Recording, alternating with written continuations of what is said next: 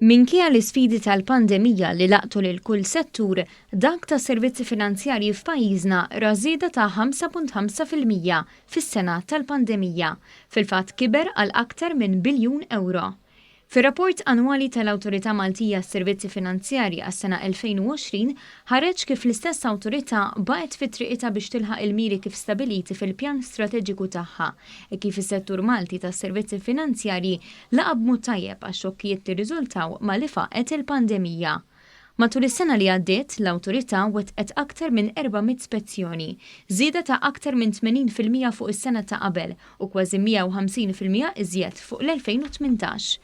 Fl-istess sena l-Awtorità proċessat 265 applikazzjoni għall-awtorizzazzjoni li 25% minnhom ġew irtirati jew rifjutati. Fl-istess waqt sar monitoraġġ kontinu fuq l-effett tal-COVID-19 u ta' Brexit fuq l-istabilità finanzjarja. Fir-rapport joħroġ kif sar titjib u investiment sinifikanti fir-riżorsi umani tal-Awtorità b'aktar minn 16,000 sigħa ta' taħriġ provdut lill-uffiċjali.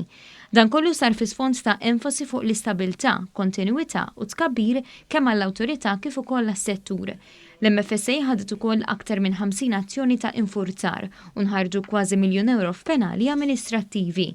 Fis-stqarrija li fiha ġie ppubblikat ir-rapport, iċ-Chairman tal-MFSA, il-Professur John Mamo, innota kif minkejja l-isfidi tal-pandemija, is-settur finanzjarju ta' pajjiżna kompla jikber u jiġġenera opportunitajiet ta' impjieg u tenna determinazzjoni tal-Awtorità li tkompli tixpruna s-sostenibilità fis-settur.